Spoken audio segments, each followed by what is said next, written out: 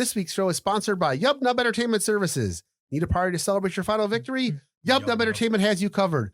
Musical selections can be played on bespoke instruments constructed from the remains of your enemies. Bonfires large enough to incinerate the bodies of even the biggest bad evil guy. And our mystery beat stews are to die for.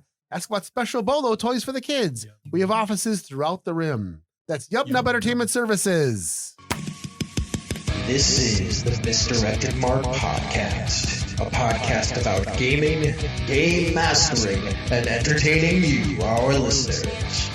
We are explicit, you have been warned, and I'd like to thank Mike Willard for letting us use his music on our show. Now let's pick up those mics and get on with this thing. All right, welcome to the 492nd episode of the Misdirected Mark Podcast. Tonight we discuss ending a campaign in your tabletop role-playing games. But first, my name is Jerry. My name is Phil. Oh, my name is Chris. And I am Old Man Logan. Old Man Logan. No weird name? No weird name. I'll drop one in if you want one next time. Are we temperature checking? Should we temperature check? Temperature check? Yeah, just temperature check. It's on the thing. Hey, Just check it do out. So I'll go first with this temperature check. I was very sick. I've been very sick, actually, the past week. Last week, Tuesday, I was pretty worn down as it was, and it didn't get any better because I kept running myself ragged. And by the time Thursday ran around, I was just dead to the point where I didn't make it to work on Friday night. Oh, yikes. And then we didn't play our game on Friday. It was very sad. On the bright side, after sleeping for like 24 hours out of 36, I felt much, much better and have been endeavoring to take better care of myself. And I'm still having a hard time sleeping during the day. It's been tricky because I work overnights. So but I'm fine. I'm good tonight. Things are going okay. The recording, our earlier recording, went very well. So I am up from that. I am up from the rest. I am up from all that. I'm sitting here in pajama pants because we don't have any cameras. Yeah, why not? Right. You are clearly no longer dead. Phil, what about you? Yeah, I'm doing all right. Mentally, I'm doing fine. I had a thing. I'm old, right? So I had a thing with my knee for like a week. For just like a week, my knee was like clicking when I was walking, and it wasn't like it would hurt if I walked too much on it. And then it didn't. So I didn't do anything extraordinarily different. I just cleared that condition. So it's better. And I don't know why. Clearly somebody didn't kick the side of your knee. No. It's just because that'll take down the biggest guy. Yeah, no. At some point, I just was starting to walk around the house and was like, "Oh, this knee hurts," and then it was clicking, and then occasionally it was hurting, and it was uncomfortable. I live alone, so I was like, I got to go grocery shopping, still got to clean this place, cook, and everything, and then suddenly, it started getting better. So I don't know. It's the joys of being 50. It's a thing. Jerry. So this is the week that I teach class for a whole week. So I am on all day for 8 hours straight, pretty much talking nonstop and then getting exhausted. So I'm a little worn down. On top of that, fucking cold.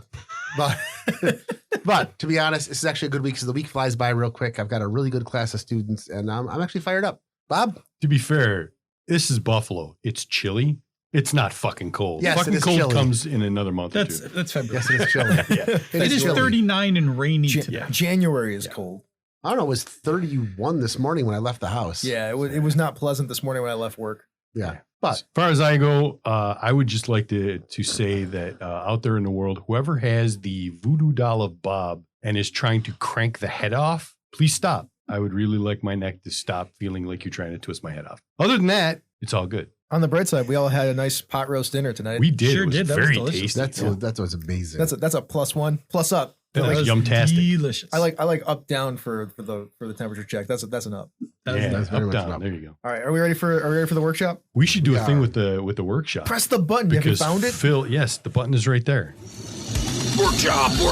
We gotta stick the landing! You gotta get this campaign to end properly so everybody has a good time, including yourself. We're gonna show you how to do it. We're here tonight in the workshop. And don't suck. Don't suck. I don't have any coffee for that.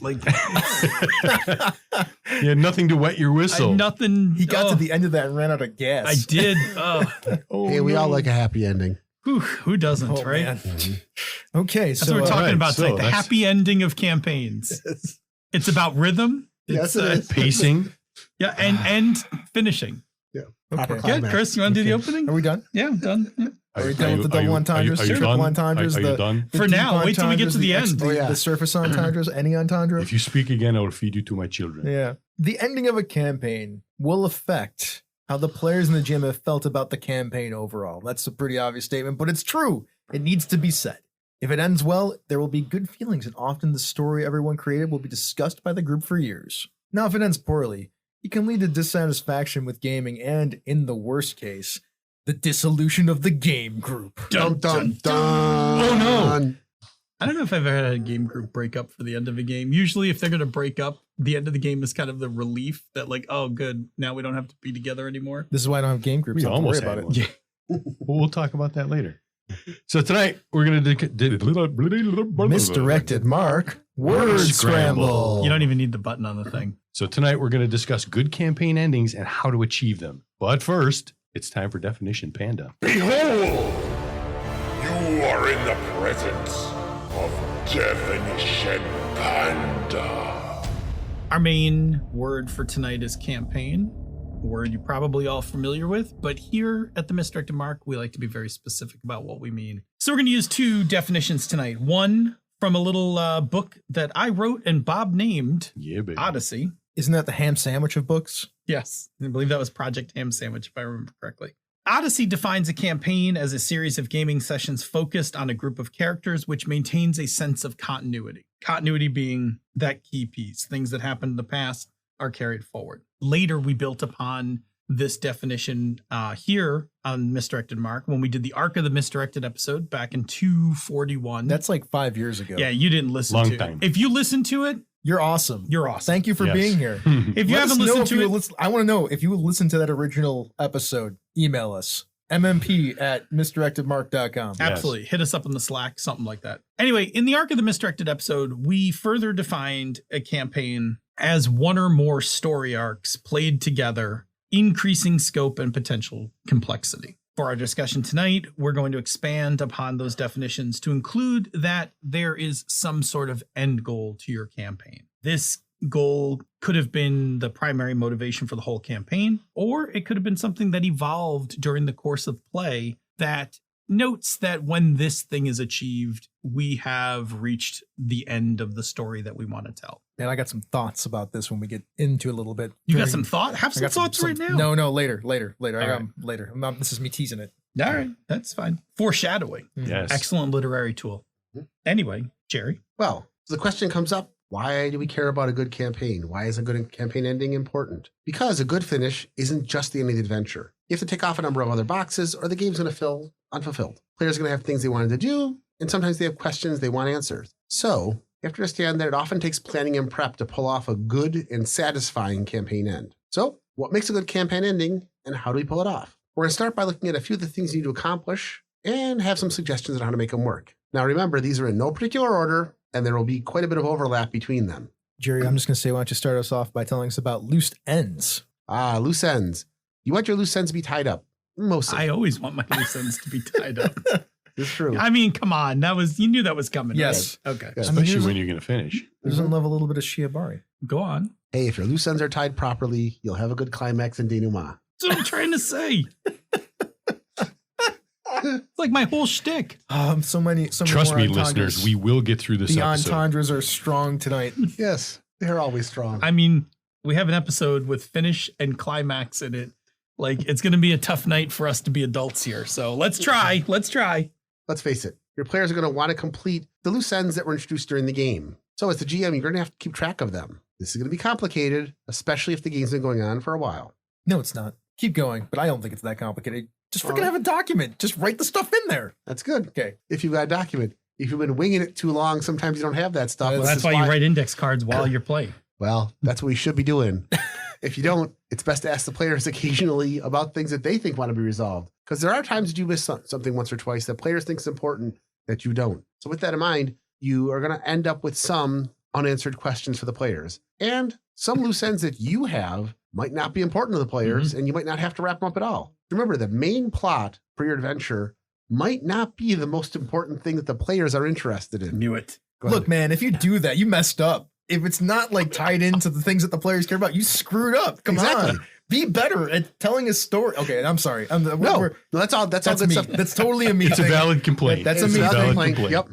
That's a me thing, not a real thing. Like, maybe it happens to you, and then you just have to improvise. It's cool. Oh no, I get it. I've played in games where by the time the game gets to the end of the adventure, the players are just kind of riding out to kill the bad guy because he's pissed them off. What they really, really want is, to find Bugman's Lost Brewery. So that's what should make the main focus eventually. That's tying up a loose end by making it the main plot. I'm with you. Mm-hmm. I'm going to reference a episode we did a few episodes ago when we did Dungeon as a Story. And one of the comments I think I had, which we didn't talk about, was we had talked about the A plot and the B plot of the dungeon, right? The A plot being the one that gets you in the dungeon, and it being the more important plot than the B plot of the thing that's happening in the dungeon. I was like, yeah, but you can reverse those. Mm-hmm. You can. Like, you can have That's the A exactly plot it. literally be just an excuse to get in the door. It's true. And then the players are like, no, this B plot of like stopping this earth shattering thing is way more interesting than getting Fred that mushroom that he needs to live. Oh, we're still going to get Fred the mushroom, but it's not the most important thing anymore. The A plot is not necessarily the main plot. Yeah. It's just the A plot. Yeah. But to that point, I get both of your points. First, I know Chris as a GM prides himself on crafting a good main story. So if Chris doesn't deliver the main story as the main story, Chris feels like he's missed the mark. No, I pride myself in making sure that the main story and the character stories all interact together Yes. so that they're one story. Yes. Like, that's storytelling to me, right? Yeah. Like, that's what I'm aiming for. That's good GMing. But I was in a game where the majority of the players were still kind of focused on the main plot. They also didn't have really enough backstories, where by the time we were through the second story arc, my focus was I wanted to hunt down and wipe out one of the NPCs who tried to ally with us and then pissed us off. And that was my main focus. Sure. Yes, I wanted to stop the arcane and their big magical whatever, but I also wanted to hunt down Garowyn and kill her. And the GM just had her die off screen at one point to keep us on the main plot. So that's terrible. That's because It is terrible. That's terrible because Chris's point is correct. The thing to do is, knowing that you wanted it so bad, is to fold that character back into the main plot Yes. in a way that you can get what you want, which is, I'm going to go kill this character for screwing us over. But also in doing so, pushes the main plot even further. Yeah, that NPC that you wanted to kill either becomes the leader of the arcane by taking it over in the background and it gets heard about, or becomes like a high-end lieutenant that is there at the end of the campaign that you can defeat along with the main plot ending. Mhm. Which Now, how also, much more of a satisfying story would Well, that be? which also That would gives all you been good. some tidbit for how to finish off the Sure. big bad guy. Yeah. And this will go into into a little bit into next week's episode about just-in-time campaign design, because that is the kind of thing with doing it just in time, where you're just like, oh, suddenly Jerry's really interested in this NPC, which I was just going to throw away. Not anymore. No way. You just I think- graduated to big NPC. Exactly. Actually, I think he intended to bring her in as his GM NPC in the party Oh. because she was supposed to be an ally, but she was in some. Unfortunately, she was a female elf being run by a male GM. We'll let you pick that where you want to take it. Yeah. Back about 10 years ago. And yeah. And once the GM realized that I was starting to like focus all of my energy on trying to find her, he just had a rumor come back that she got killed off. And then he had her sister enter the party as an NPC. And then her sister enters Of course. My sister will avenge me. Boo. That was more fun though, because when he brought her sister in after her sister was in the party for about 2 story arcs, he then had me also play her sister secretly in the game. So I was playing my character and the character that my character didn't like at the same time. That's kind of fun. That was That's more interesting. fun. That was a That's good move, but I still wanted to hunt Garowyn down and kill her. Okay, where were we Anyway, at? Yeah. Yeah, we're way. But so what I'm saying is this is what we said. Like, I became less interested in the main plot, Mhm. and the GM never tied up that loose end. He tied up that loose end, just not in any kind of satisfying way. That's Yes. right. That's right. Yeah, which, then diminishes Correct. what's happening. There's nothing worse than when you're unsatisfyingly tied. It's dangerous. You just take your hand out for a second, scratch your head, put That's it back less in. dangerous. Wah, wah. Oh. Sad trombone. All right. So That's why it's there. I did have a comment about this. As you become aware that you are heading into the end of your campaign, it's a good time to like check in with players to make sure what loose ends are important and aren't important. Like some of them you will just know, right? Some of them you'll know because they've been talked about at the table, whatever. And then you'll have a couple that you've like written down. You're like, I don't know, does anybody even care about this name? And just be like, hey, just as we're heading into like the finale of this campaign, like what do you guys remember this thing? It probably got lost, but Jerry actually did say that earlier. Did we talk about the actual check-in? Like Yeah, actually he said sitting it's and best talking? to ask your players occasionally about the things that need to be resolved. Oh, good. Yeah. But we like to reinforce things by telling you twice. Totally. I just wanted to make it known that Jerry did mention. You should mention it again. It's important. Well, we did get kind of sidetracked there, so I think it's good. Go deeper into it. Bring it back, Phil. I just like making sure that we recognize that Jerry did the thing. Yeah. So again, it is that like inventory thing. If you have it, you should, have some sort of inventory somewhere from play. Is a good point too. Like, does this matter anymore? Does anybody care? Otherwise, am I just wasting my time? You don't want to get to the end of the campaign, having wrapped the whole thing, and then somebody be like, hey, what about that thing? Nobody wants that. Like, we never talked to, that happened and we never dealt with it ever again. And you're like, oh, if I had known, I would have just gone and done that. Let's talk about subplots and relationships. These are things that also, like loose ends, need to be resolved. And sometimes these tie in with loose ends, but they're often more important to your players. Like, subplots are usually things that you kind of crafted for your players. In the Aux game, this is the relationship between Tam and Keoli. Yeah. Right? That's a very specific thing that's being done. Between Beta and Alfarum, that's a very specific thing. Gree doesn't have one. ... No, Gree has one. He's Gree got and a thing Polly? with Polly. Gree and Polly, yes.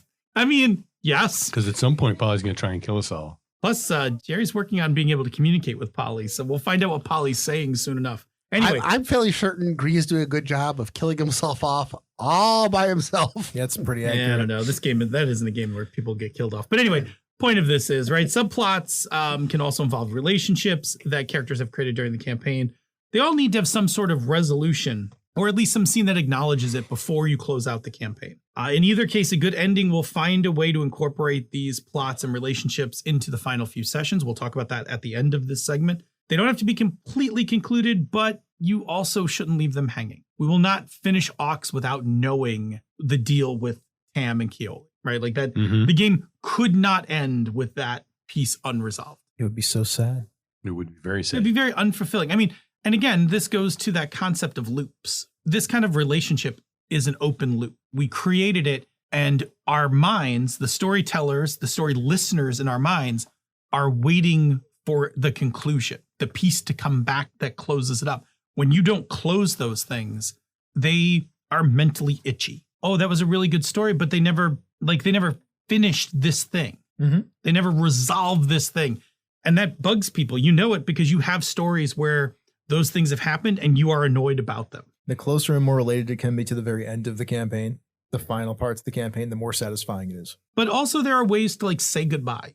We'll talk about it when we get towards the end. But yeah, there are places where you can land these things. So one other thing you can do to make an ending memorable is to seed hooks for future adventures or even a sequel. This can be something as simple as letting the players know that an enemy underling has escaped, or it can be something more complicated like a mystery or a clue leading to the hint of a future adventure. However, this new adventure should probably be put forth in a way that doesn't need to be resolved immediately, if at all. You just want to point out that it exists and then let the players decide if it's something that they're going to jump on. I did this when I was running Meton. I had a long-running campaign called the Liberty Conspiracy. It ended with one of the players ascending the throne as the emperor after killing off the other emperor, and basically everybody settling down, getting married, and so on. And we ended the campaign with one of the players' children finding evidence that the Larini were still around. And I just left it there. Like, they found some evidence. That's how the game ended.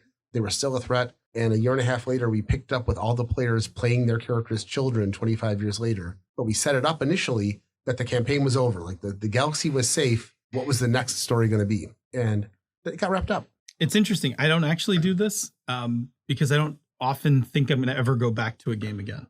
I mean, we play through so many different games that it's so rare for us to go back and pick up a game. So most of the time when I do this, I just it put it to bed. It's done. The D&D campaign that you folks are playing in the Archmage's Legacy is the 7th campaign I've set in that setting. And the first 3 were all back-to-back campaigns where we played and then we were done and then we stopped and then oh, I got an idea for another story. And then we played and then we put it down and oh, I got an idea for another story. And then we played and then we were done. Which I think, is a perfectly valid way to, to be clear, I wasn't saying that wasn't valid. I was just saying, all 3 of those are perfectly valid, right? Like, build it on a cliffhanger, never use a cliffhanger, or just find another story. Finding another story. Yeah. I just am not one that plays the same game after I've played through it a bunch. I don't typically return to a game. I love D&D. When I was in college, we did that where at the end of every year when we ended it for summertime, we'd wrap up the superhero campaign, but I would drop another something into the storyline and we'd pick up the following semester with a new group of heroes from scratch that would get involved in whatever the plot was that we had the year before. So the campaign for the year was done, but next year we're going to start a new campaign in the same world with a new group of heroes trying to deal with things as the world changed over the summer. To your point, I loved the concept, the idea of just like loving one game enough to play it over and over. Mm-hmm. It's just never happened for me. Sure. I love that idea, that like the idea of like having like a warm and comfortable game, and why I don't do it, I have no idea. It's never been in my nature to, oh, I'm just going to learn everything I can about this game. It's like, well, I'm just going to play this game. Good. Oh, look at this game. And, you know, I'm off. The perils of being polygamers. Yes. Like I'm off to like off to a new adventure means off to a new system. Like, I don't know. But I think it's neat. I think it's neat to have a like a go-to game. Have never discovered my go-to game. That was a very nice heartfelt confession. Sure. Like, I can't find the one. I like all of them. Yes. It's cool. Got some parallels. On your way. I'm going to talk about resolving the main plot. And I'm going to do a little wordsmithing for the RPG crowd. So the main plot is your primary conflict of your story. Without its resolution, the campaign doesn't really end, at least not in what it most ends, people, Monty. yeah, at least in what most people think of as a traditional ending. Satisfying. How about that? I just want to say traditional. I've seen satisfying endings that were not what I expected. Sure. It's fine. That means without the primary conflict resolved, it's likely the conclusion won't be satisfying to everyone involved. This is one of those don't be too clever situations. Like there are pieces that you could just put in there that will make it end in a satisfying way. But the ending should be the culmination of everything leading up to it. Now, the elements of the culmination will differ depending on the structure of your previous arcs. And I'm going to talk about a few different kinds of arcs. Can I jump in before you say that? Sure. So I think it's really smart what you said about resolving the main plot, not being too clever. Uh-huh. You know, one, I'm generally against being too clever. But if you are going to do it in the middle of the campaign where you can still recover shit after if it doesn't work. But if you get too clever and screw up the ending of the campaign, you can't get back out of it. You decided you're going to try to land the plane on 2 wheels instead of all its wheels. And if you miss, you just crash the plane. There's no coming back. I wanted to emphasize that point, that this is a time not to be clever. And even a little tropey doesn't hurt here, because you're heading to the thing that like everybody's waiting for. You can be a little tropey. I'm going to explain the way that most stories end in satisfying ways, that when people are like, well, that was really good. And it felt so original, and it wasn't original. Have at it. The structure. There are 3 that I can think of. There's the single conflict arc. Mm-hmm. There's the multiple conflict arcs. That's when you have a bunch of problems all happening at the same time that you have to like get it all to like come back together. And then there's the episodic scenario structure. And we'll talk about that. That is in some ways very difficult to pull off because it's based on characters, but we'll talk about that in a second. So single conflict arc. They have beginning, middle, and ends. There's a primary conflict or several primary conflicts that are linked together. Mm-hmm. The secondary arcs, which are subplots and relationship arcs, are symptoms, microcosms, or reflections of the primary arc. They should be related in some way. Revolving them in a satisfying way requires the usage of elements introduced and utilized by the players in earlier sessions that helps tie it together. I'm going really into the like you've thought about this, and this is how you're going to put it all together. And the final encounter or scene will help sum up the themes of the arc. And within this encounter and scene, I think you should have multiple possible outcomes based on the choices within the scene. I was thinking about it from a storytelling point of view earlier, which is you will not get the ending that you think is the most obvious ending, but one that makes sense. That's how storytelling works. That's how Pixar does it. That's how the MCU does it. If it's done well, like that's the stuff. But in role-playing games, we don't do that, because in role-playing games, it's collaborative. So you need to have a couple of ideas in your head for how this thing should end. And then depending on what the players do, you will synthesize a thing that happens. I've in the past had like little matrices. The big bad was or was not defeated. The doomsday thing is or is not stopped. When you get to the end, the combination of those two kind of informs what's going to happen. It's funny because those two are so binary of like, success, failure. But there's like, we turn the doomsday machine off after it was on for like a minute. Like that's a different scenario than like the doomsday machine never started up. I don't know if Pathfinder still does this, but back in the day, most of the Pathfinder adventure paths had a section in the last adventure of what if the players lose? Mhm.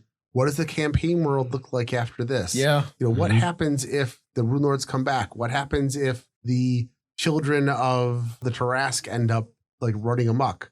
What if a comet smashes into the Elven lands? And then what would you do as a campaign after? Which I think is nice to have because all of those are also like, that'd be really cool to play around in. Yeah, absolutely. So that's something good to have in the back of your mind of what happens if the players fail. And don't just happen to have, well, there's another hero team waiting to take their place either. That kind of undermines it. I also like the idea of like multiple different positive endings, depending on what happens. Like, yeah, and the cool thing is that we're playing a tabletop role playing game, so we can synthesize that stuff at the table. Mhm. Like as it happens, like you can make calls and shift things around, and like when people try things, you can give them some really hard choices in those moments to see what ending they really want. By that time, you can see it. You should be able to see like, oh, this thing is all boiled down through the choices to this moment, which is often what happens in storytelling. But we can simulate it in a tabletop role-playing game. Like you have to parse it as the game master to do that. Now let's talk about multiple conflict arcs. So this is the same as the single conflict arc, but fractaled up. You're going to need to think more about the overall themes because there's going to be multiple themes to this thing. There's not going to be just like one main one. And the multiple arcs that are going on at the same time and the characters where they intersect, you need to try to find the parts that mean the most to the players and to yourself as the game master. And then you resolve them all in the same way as in the single conflict arc. It's just like you're coming from more angles instead of just one space, and you have to like work harder to synthesize all that stuff into an ending. And then there's the episodic scenario structure. This is when you don't have a campaign of linear events, but a bunch of one-off adventures. And it's still a campaign. It's still Sure.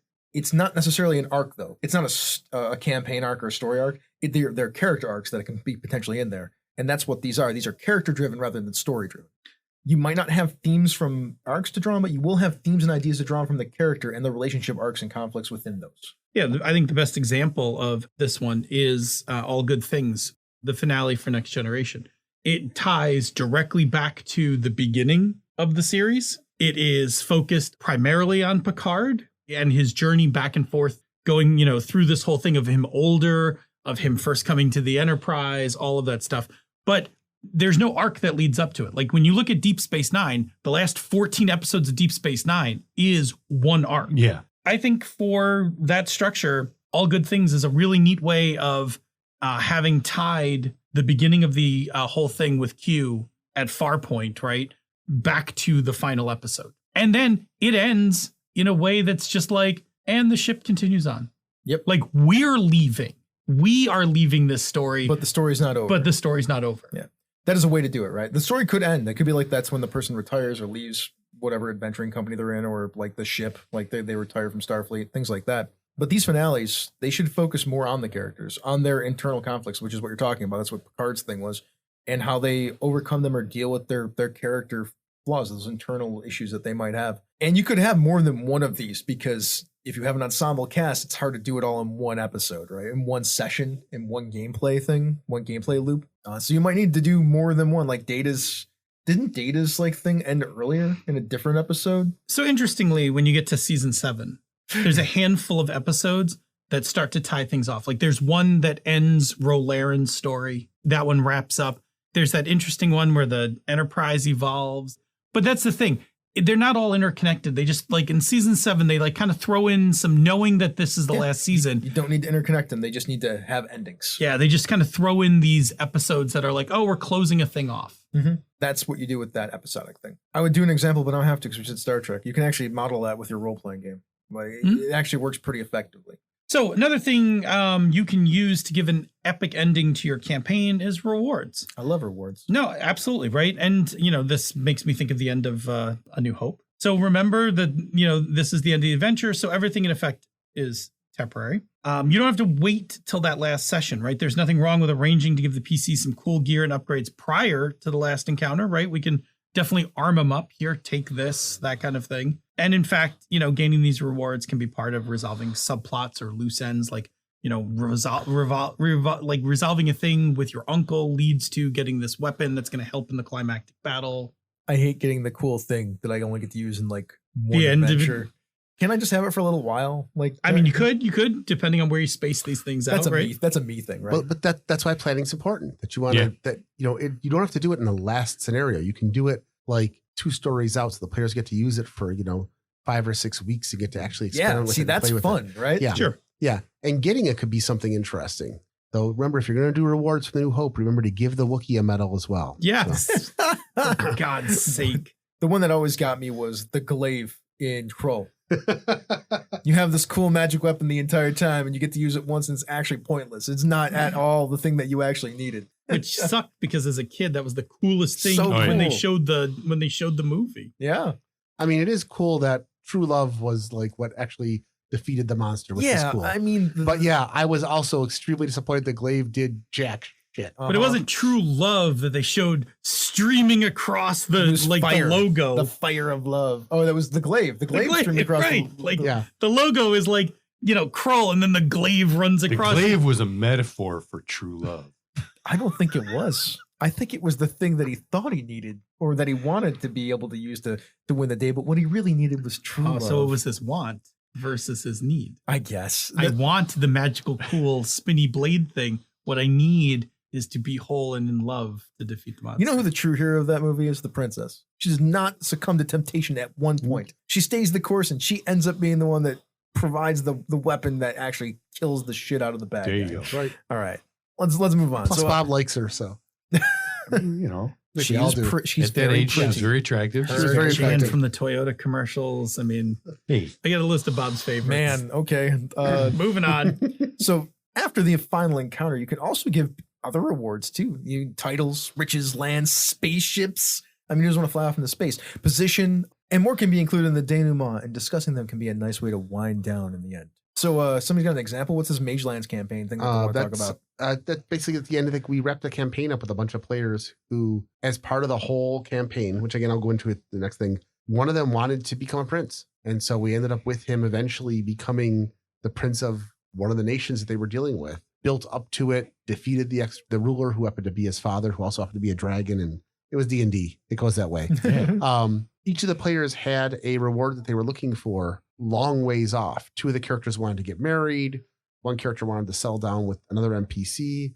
1 wanted to become a paladin and walk the earth like Kane from Kung Fu. It was all sorts of stuff. That's fun. So we took the time to have the denouement after the campaign ended, where we had 2 whole sessions that we just role played all the stuff that happens after they defeated the big bad. It was kind of fun. So I think the next thing that we should talk about is when you're done, like it's all done. Like we've had the denouement, you've talked about all the things, the stories are being done until we've closed the book.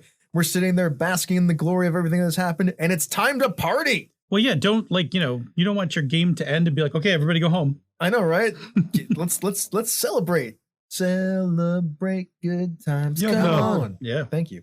Dedicate a portion of your session as the game concludes to some kind of celebration, right? Like, don't send everybody home, like Phil said. You Yub could crack nub. Yub nub. That's right. Yub nub. You could crack open a few beverages while chatting about the game. You could get more elaborate, like pull out the cake, I would love to have a celebratory cake. celebratory cake. I love cake. You could even prepare handouts for the players or like have some art drawn up. Mhm. I've seen that. There's a actual drawing of the party that I game mastered for the 4th edition game that I ran for the college crew that Jem played in. There's like an actual portrait of all of Yeah. those characters. Absolutely. Very cool. Tell me about your Iron Heroes campaign here. Yeah, when I finished Iron Heroes, we wound up doing a bunch of things to celebrate. I think there was a cake. I think there was. If I remember correctly. And there may have been a cake after year 1 or year 2. There was cake a couple times, but we did a cake. I also did these, and this was inspired by Martin Ralia's from an article he did on treasure tables, I think before Wow. Gnomes too. I did these plaques, Get in the Wayback Machine. the Wayback Machine. I did these plaques with all the titles of all of the adventures that the characters had played. And I think I did one for each character and just had that like in a frame. And I also did, you remember the plastic coins? Uh-huh. I did these laser etched plastic coins that had the dates for the campaign. And since it was Iron Heroes, it had the weapon for each of the characters Oh, that's fun. on the coin as like kind of a tribute kind of thing. And we did. We had a little time post game to sit back and celebrate like all the things and kind of talk about, things we remembered about the campaign and like memorable fights, memorable moments, those kinds of things. All right. Cool. Jerry, what's the next point that you'd like to bring up? That's a lot of things you need to keep track of as you head down your campaign. So we're going to talk a little about planning all this out, because how much of this you have to manage is a function of how long the campaign is and how many players you have. Because a short campaign consisting of 6 stories is going to have a lot less loose ends and subplots than a multi-year campaign with several arcs and lots of players. By 6 stories, you mean 6 sessions or like 6 stories? Story being a very specific term in our lexicon. Yeah, that's why Yeah. I'm asking. But still, it's only 6 stories. There 6 were the- sessions would be even shorter, right? Yeah. My idea of most of the campaigns that I've run to completion have run for 3 to 10 years. So Mhm. That's a long time. those That are is a longer. long Those are time. longer campaigns. One of them running 3.5 to 4 years, playing at least once a week. That's a lot of sessions. That is a lot of sessions. That's like 200 sessions, so around at least 150, even if you miss a bunch.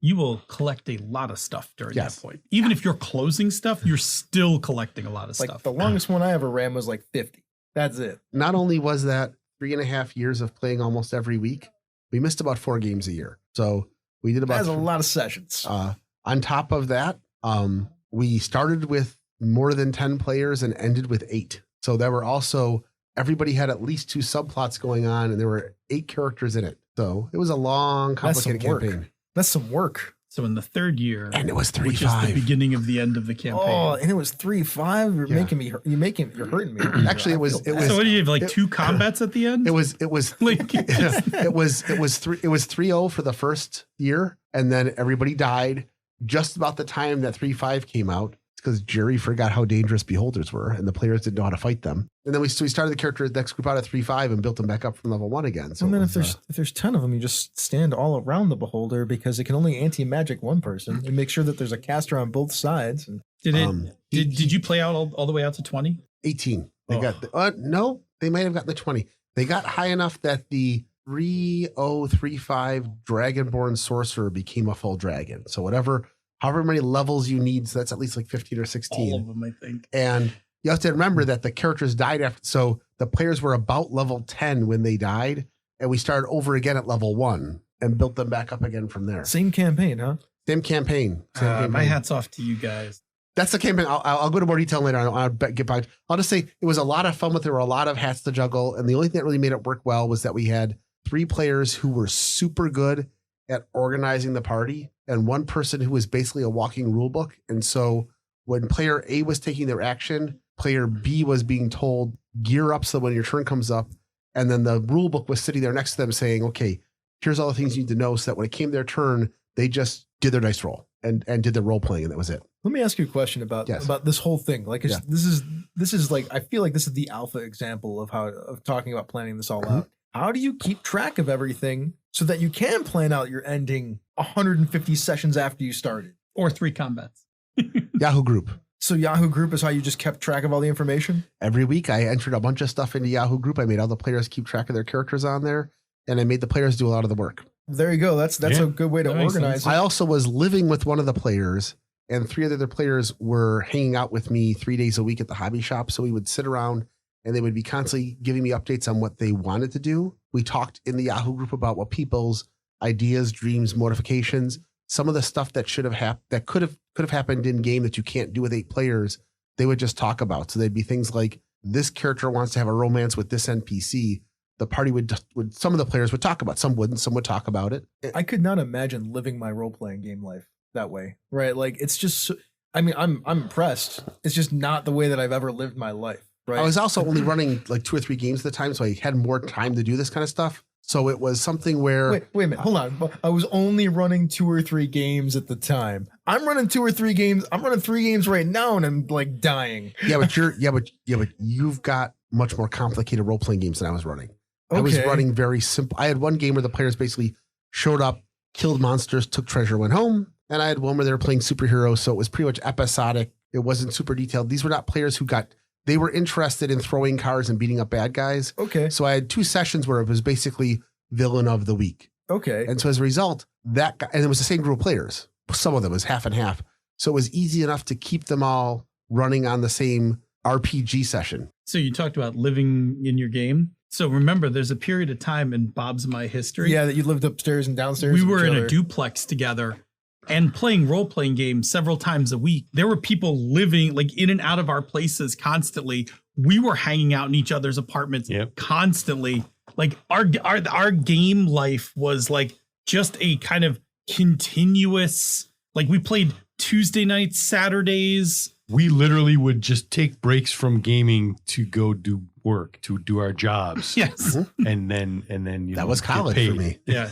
I am not the same brand of nerd that you guys are. And the other thing was that at that time, 6 out of my 8 players, this was their only social outlet.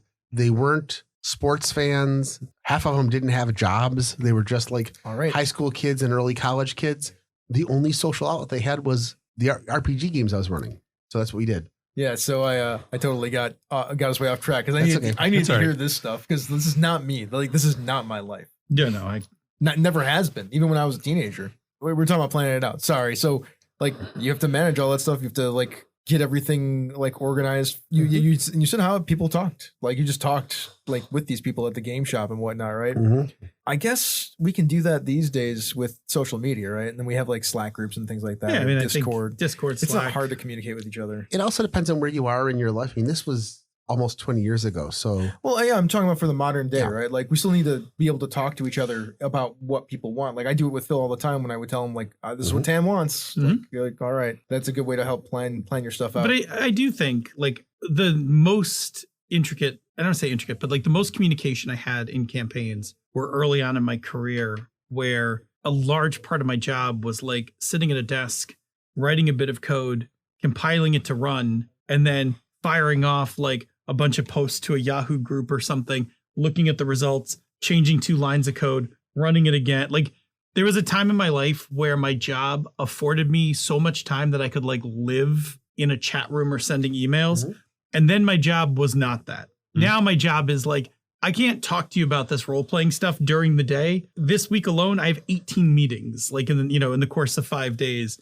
I don't have that anymore. And so how I communicate and plan and run my games is very different from my 20s. My 20s was very much, the amount of time I could set into it without even disrupting stuff. We still went to lacrosse games and watched football all day watched all the football all day on Sunday. Like we still did all of that. Yep.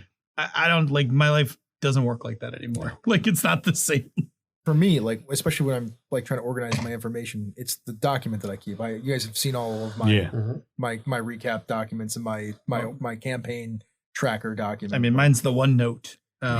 Like I have a OneNote vault of. The only thing that's different between you and me is mine's accessible to all the players. Yes, the vault is not accessible, and largely because the vault is also full of things like the what's going on documents, the campaign background documents. That's just in a different folder in Google Docs. Yeah. Jerry, when do you start thinking about the end of the campaign? There's a couple different ways you can do that. You start by looking at either when you as the GM are getting to the point where you need to start to wrap things up. Do you want to do something new? Sometimes you get to the end of the campaign because the new shinies out there. Sometimes you get to the end of the campaign because the players are starting to show evidence that they're ready. And sometimes you just do it because you're getting close to the story that you wrote. You know, you've gotten the players where they want to be, where you wanted them to be. The players are getting to where they want to be. You know, you had an idea in mind of the things that needed to be done before you got there. As you plan to get to the end of the campaign, you have to start looking at the way you want to plan it out. And we've got a couple of phases that you may want to look at to resolve certain things. So the first thing you want to do is you got to look at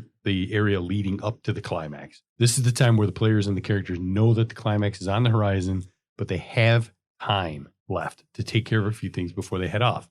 I mean, yes. Like there's a moment where the climax. You know the climax is coming. Yes. So you got to prepare for it. Yes. And you don't want to hold it off for too long. Yeah.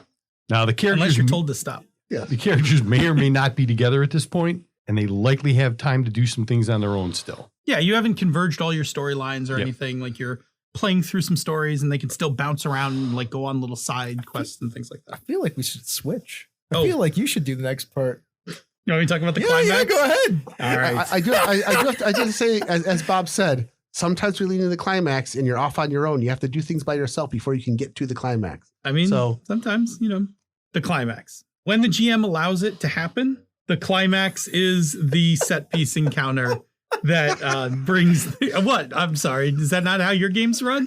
I'll let you know when the climax. The GM allows it. Sorry. to get back on track. Often your climax is going to be some sort of set piece encounter. It's usually going to be like the big fight. We've talked about we've talked about this in many, many past episodes, where Chris has done, like 3D, the big 3D structure. Yeah. I've done them with, paper minis, all that stuff. But usually you go big for that encounter. I mean, you guys are... I'm trying so hard to stay on track here. Am I the only one who can keep a straight face during this shit? I'm just going to say, from what I understand about Phil, I think that a lot of the times his climax involves some sort of set piece encounter, maybe some props, that sort of thing. We're just going to go with it. Anyway. Yeah, no, that's true. There's probably some amount of vigorous action going on. Yes. And some rising action. And the heist, yes. I felt like the rising action was in the leading up to the climax. That's true, too. That's just me. I mean, there's a lot of rising action. Anyway, so this thing's a conflict, right? So it's a battle, it's a heist, it's something, right? It's going to be some sort of challenge to complete kind of thing. Not challenge for me, but anyway, it's fine. See what you guys started. All right. Lastly, often when you're doing this, the climax is when the group is together. It's rare that they're more than just separated. It's like an orgy of role playing. I'm saying look, if in all being seriousness, right? In Return of the Jedi is a case where the climax of the story happens in 3 different venues. True.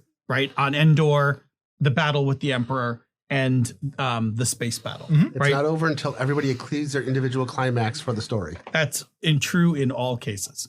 But a lot of times it is like one big fight, like all together kind of thing. All right, you want to talk about the cuddling? Yeah, I want to pronounce it. The denouement. The denouement, the cuddling, the cuddling of literature. Now this is the time after the climax. Yes. Mm-hmm.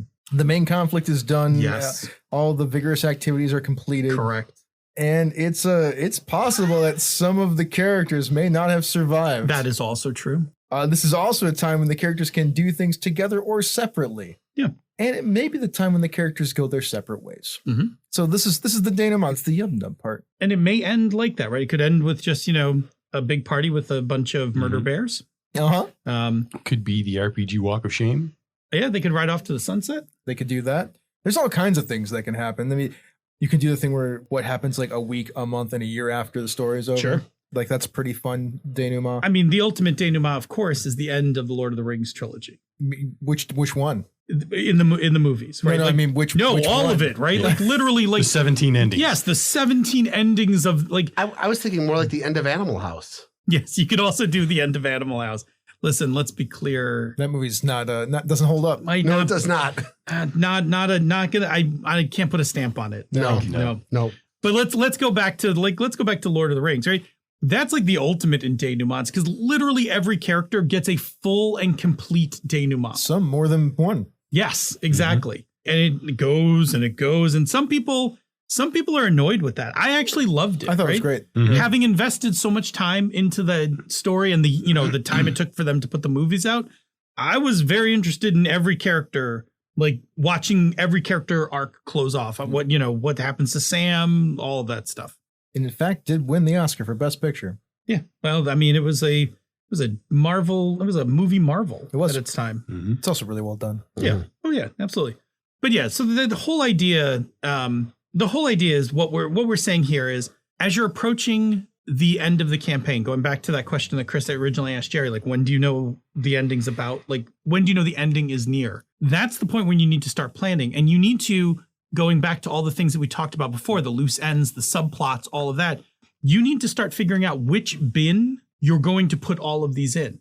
Maybe this minor loose end isn't really worth carrying all the way through to the denouement, so you're going to get it wrapped before the climax, get it out of the way. Well, then it's denouement happens before the climax. Yes, it's denouement. But I mean, what I'm saying is it goes like this.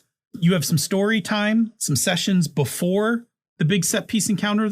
You have some story sessions after. And you got to decide where do all the things that you have left fit. And you got to just plan them out and sprinkle them through and say, okay, these are going in before because they're not germane to the climax or what happens after. So I'm going to get them wrapped up and get them out of the way. This is like your Dungeness story, the last couple of rooms before the final. Yeah, you got to tie off some loose ends. Yeah, you got to tie. Right. That's right. So you tie them off there. And then you're like, well, the climax is going to settle the main plot, obviously. but maybe I can get a few other things in there as well. And then everything else is going to get placed into the denouement. It's funny, the Dungeness story, any kind of story. It's just this stuff's all just fractaled. Like this is the end of that. 100%, right? Like, I mean, we're just talking about storytelling. Campaign's just a really big story. Yeah. It's one that's like many sessions, and you're trying to hit that target. So yeah, so you want to just think about where you want to place them into this, and then build your prep around that plan. That wraps up our overview of ending your campaign. We hope this will be some help when your next campaign is ready to be wrapped up. Bob, tell us about another show on the Misdirected Mark Network. Hey, we're going to talk about Bonus Experience. Ray and Monica are two old friends exploring gameplay and design through the lens of diversity while also sharing some of the dumbest humor gaming has to offer. I'd also like to say, hey, please, if you don't mind, maybe you could jump into our Patreon. That would be cool. We'd definitely be appreciative. The Patreon helps us, keep the show going. Buy gear if we need it, stuff like that. Every an bit extension helps. cord for our headphones. Yeah, we need one of those. So my one thing for this week is it's hockey season already. It's funny how that works. They gave Florida what for? They did, and then they beat Ottawa, even though they didn't play very well. It was one of those games. We live in Buffalo. We're Sabres fans. Yes. And Ottawa is a solid team. Sure. And Buffalo's got a young squad. They got a lot of kids. I don't know nearly as much about hockey as I do about football. Yeah. It's Buffalo right now. The Buffalo Sabres have the youngest team in the NHL. Their average age is like 24.1 years. And that is the youngest out of the entire league. It's going to take some time for all of that to gel. Old man Skinner. Yeah. Skinner, Okposo, I think, is one of the older guys. But of course, nobody older on the Buffalo Sabres than their starting goaltender, Anderson, who is 41, the oldest player in the NHL right now. So that just goes to show how many kids they got on their team. Yeah. It's all just like draft so picks many kids that like 41 gets pumped down in the average. But there's a lot of talent there. If they all come together, they're going to be a dangerous They don't squad. even need everybody to come together. They just need 3/4 of them to play Exactly. But yeah, it's hockey season. So, I got to sit and watch some games. There's a game tonight, which is probably starting in a couple of minutes. They're on a Western road. They played 2 games at home to open the season, and they jumped out on the road for a 4-game West Coast trip. So yeah, they're playing McDavid tonight in Edmonton, right? Edmonton, and Edmonton right now is apparently a train wreck. Plus Toronto, which, everybody in Buffalo loves to laugh at the Toronto Maple Leafs because they're generally a train wreck lately. So, Jerry. Best keep away from Pumpkinhead, lest you're tired of living. His enemies are mostly dead. He's mean and unforgiven. So this weekend, I decided to watch Pumpkinhead in preparation for a different discussion. This is one of my favorite movies from the 80s. In preparation for coffee-flavored horror, go listen to the first episode or the first 2 episodes. That's right. That's the other podcast that Jerry is a host on and I produce. Out now. Yes. Yep, out now. Where we discuss Killer Clowns from Outer Space. I mean, that's the next episode. I mean, as of right now, it's not out. The first episode was Final Destination 1 and 2. Okay. Because it was better. What it was. Lead strong. No mistake. Mm-hmm. Lead strong. But I decided to watch Pumpkinhead. It is one of my favorite horror movies from the 80s. It's a really well done movie with a good story. I mean, the main monster doesn't even start showing up until a third of the movie's gone. Lance Henriksen just plays an incredible character. It's got a lot of heart. It's got a lot of emotion. It tugs at your strings. It's got good characters. Directed by Stan Winston, who did a lot of the creatures for a lot of famous movies over the years. It's just a lot of fun. It's one of my, I don't want to call it a feel good movie because it just kicks you in the feels over and over again as the movie goes on. But it's just a lot of fun. And it's about a person who loses something important, decides to get revenge, and then getting that revenge causes him to basically turn into the monster that he summoned in the first place. And eventually it all comes circle and he basically suffers everything and leads into the next. Apparently there are multiple movies that I've never seen, but the first one was there's really more well than done. one. Really well done. You've seen Pumpkinhead? No, but I know that I've seen bits and pieces of Pumpkinhead, but I know there's sequels. It's actually a really good, it's not particularly scary, though it's creepy. It's not bloody in almost any way. It's really mood, tone, and kicking you in the feels movie. So it's a lot of fun. Cool. There is violence to children in it, so just be aware. Yes, there is. There is. Not graphic, but yes. So, Chris? Actually, Phil, tell me about yours. Tell me about soup. Yeah. So this weekend I made French onion soup, which doesn't sound terribly exciting. No, man, French onion soup is delicious. Sure. I mean, it is actually. And it's actually one of my favorite comfort foods. And it's a comfort food that up to this point, I've only ever ordered at restaurants, right? Like I have a habit of like going to restaurants, and if they offer French onion soup, I'll take it. Right. I just love it. Like, I mean, I just love, the flavor, the cheese, all of that. The bread and the soup. Yeah. And, over the past, year now that I've been living on my own, I've been, getting more and more adventurous with cooking and, learning to cook and experimenting and stuff like that. And I broke out the joy of cooking and was like, I'm gonna make French onion soup. And I looked at the recipe and I'm like, this is not hard. Like, this is not a hard recipe. Not a complex thing. It's not a complex recipe. I was like, I am well within my skill set to execute this. So I timed it because I didn't want to do it in the summer. I was like, I'm going to wait till the fall because I want it like to be nice, soup weather. I picked a weekend when I was making fresh baguettes.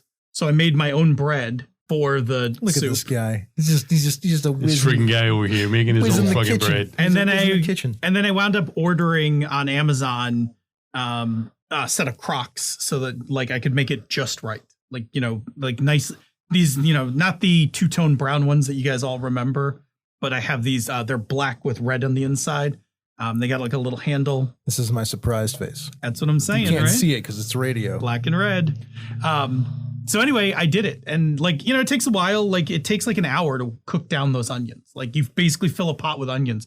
And for like an hour, you're just working them down until they get to that nice, like rich brown color. And then the rest of it goes kind of quickly as you pour everything in and get it up to temperature. I got, used my Penzeys French thyme. Excellent, right? Really flavorful.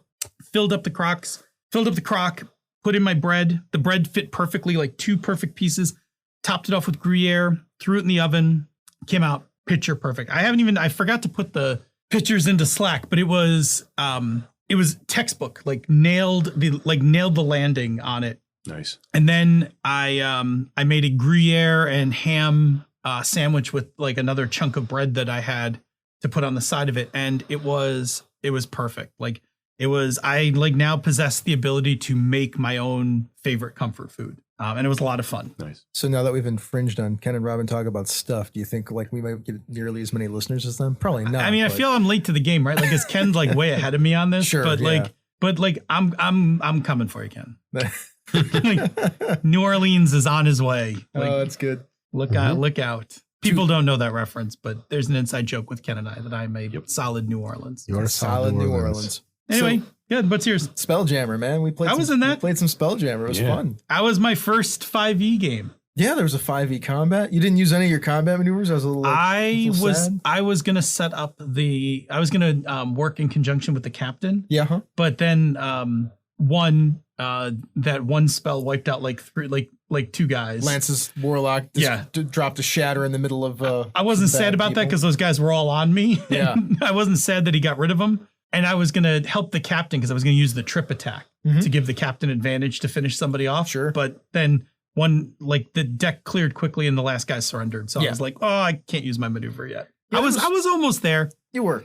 It was fun. Like I Had some straight up D&D dice rolls, man. Had like a 16 and then like a 4, 4, 6. Like sure felt like I was playing D&D again. cold open on a pirate ship. Boarding, Yeah, we did. A boarding action. Like first thing, boarding the ship. I really appreciated the in media res was nice. Yeah. Just start right into some combat. Get with a goal. Get the cargo. Mhm. So it wasn't just like fight. And then the chase. there was a chase. I liked the chase. And actually, I didn't tell you guys, and I probably should have. I think I may have mentioned it because I foreshadowed it. Like there were ships coming. Yeah. But the faster you worked your way through that fight sequence, the more of an advantage you had in the chase sequence.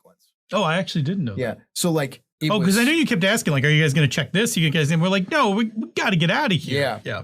So if it went any longer than 3 rounds, those ships would have been closer. 5 rounds would have been closer. 7 rounds would have been closer. And that makes sense. And they you did foreshadow. You kept telling us, like, Yeah, they're coming. they're coming. Yeah.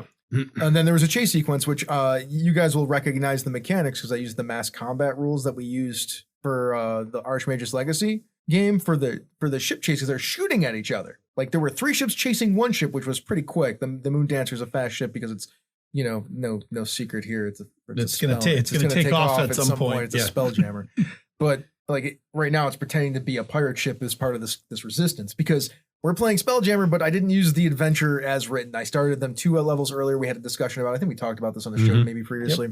And that's the first thing is they're dealing with the fact that the the king is a bad person. So they're part of the resistance. They stole some cargo. They found out the cargo was a bunch of purple glowing seeds. That's foreshadowing stuff. And, I have no idea what those were yet. Yeah. My character's not the kind of guy who's going to know what those are anyway. Yeah. What did you think about that chase sequence? How'd you feel I thought about the chase sequence was good. I thought it was nice. Like, it was nice to have a mechanism where everybody could participate and had some sort of outcome on how the chase was going to go. Mm-hmm. Because otherwise, like, none of us were the captain of the boat. No. Like, otherwise it would have just been this narrative thing. So we all got to kind of kick in there, and, you know, everybody used what they were good at. Like, I looked at my guy and I'm like, well, it's going to be athletics. So I'm working the ropes, like, for the sails. Like, you know, I'm heaving, I'm hoeing kind of thing. And those would be the sheets in sailing parlance. Yeah, the sheets. The sheets. Which you would think would be the sails, but no, the sheets are the ropes. So yeah, so I was working those, and, you know, like everybody was able to kind of pick out things that they were good at. And so Drew's character's in the crow's nest helping, like, keep an eye on, like, the currents and things like that. Lance, with his warlock, was firing his long range eldritch blast at the ship to try to slow it down. Yep. It was good. Yeah, it was definitely solid, and you know, and we wound up winning it. Yeah, not by a ton. Like, it was enough. Actually, more than you think. There was the one bad roll that was interesting because you had a distinct advantage, and then the roll turned out to be dicey. They closed in at one point, and then we kind of kept it ahead. Then they tried to. Then they did some desperate things, which there's a reason they did desperate things, because that cargo is obviously important. Yes. And then you saw the cargo, you like looked around it, then you went back to the port, which then we will pick up next time at the port. I mean, we only get to play for like 2.5 hours. So yeah. I'm looking forward to the next session of that. Cool. But that is my one thing. Bob, let's move on to the Patreon shoutouts. All right. We are back around to the Royal Court again. So thank you so much to Andrew Dacey, the Warden of Whiskies, Andy Olson, the Duke of Dice, Bread, the Royal Mead Maker, Craig, the Lord of One Name, Chromatic Chameleon, the Queen's Spy Mistress, Eric Bont, the Duke of Gators, and the Lord of Beefness, our very own GM Gerrymander, the Lord of the After Show. I know him. Jesse Edmond, the Royal Doctor, Jim Loves Games, the Royal Merchant Emeritus, Evil John Carney, the Court Necromancer, Kevin Lovecraft, the Royal Beard, Richard Wyatt, the Captain of the Royal Airship Fleet, Schmitty, the Keeper of the Labyrinth, Tiberius Starcrash Smith, the Baron of Britannia, Todd Crapper, the Prophet of Probability, and Richard Ruane, the Knight of Roseville Beach. So I used to do a thing when I was here before I was not here for a while, where I would mention all the new patrons. Mm-hmm. So we have 3 new patrons that I would like to mention. The Head Cleric of Crom as a new patron. Thank you so much. Tentacle Duck. What a great name. I like that. That's pretty hilarious. That's pretty good. And Pierre Borsdorf. Thank you so much for being our new patrons. Yeah, thank you. Welcome. Yeah, welcome to the party. Welcome to the party, pal. Thanks to everybody for listening. If you've enjoyed this podcast, you can get more content like this at misdirectedmark.com, where we have over, and I'm not kidding, 1,300 podcast episodes on various shows. And if that isn't enough, our Patreon has hundreds of bonus episodes. Holy shit, that's a lot to listen We to. have a lot of content. Mm-hmm. It's over at patreon.com/MMP. Yes, please go there. So these 13 episodes are going to include some other shows in the Misdirected Mark Network, such as They're Super Geek, Mastering Dungeons, Bone, Stone, and Obsidian, Pandas Talking Games, The Gnome Cast, Bonus Experience, the all-new Thaco with Advantage, and back episodes of She's a Super Geek. If that still isn't enough for you, I suggest checking out our sibling podcasts, Tabletop Bellhop, The Knights of the Night, and the all-new GM Mastermind. I don't know. Is it all new anymore? It's like, no, I mean, I think it's like still relatively new. It's still relatively I mean, new. it's new compared to us. I mean, yeah. Is the new podcast Yeah, it's almost smell We wearing can off drop yet? new, I think, soon from the thing. Yeah, well, I'm just throwing it out there. Before you reach climax, leave us some feedback. You can reach us directly using the weird old archaic emails, mmp@misdirectedmark.com. Hit us up on Twitter. The show and the network is @misdirectedmark. He's Robert M. Everson, GM Gerrymander, The Light 101. Oh, it's too late. I've gone past. And me, DNA Phil. Hey, y'all. Remember that Patreon we mentioned earlier with the hundreds of bonus episodes? If you want to support us and other shows from Misdirected Mark Productions, you can do that at patreon.com/MMP. Jerry brought it up earlier. Your patronage will get you access to the After Show podcast, our show notes, the Bamboo Lounge podcast, and occasionally other special releases when we have them. Yes. Well, this has been a Misdirected Mark production, which is the media arm of Encoded Designs, which hopefully will start making stuff very, very soon. A thing called Mood Lighting, potentially. Mic drop. We out.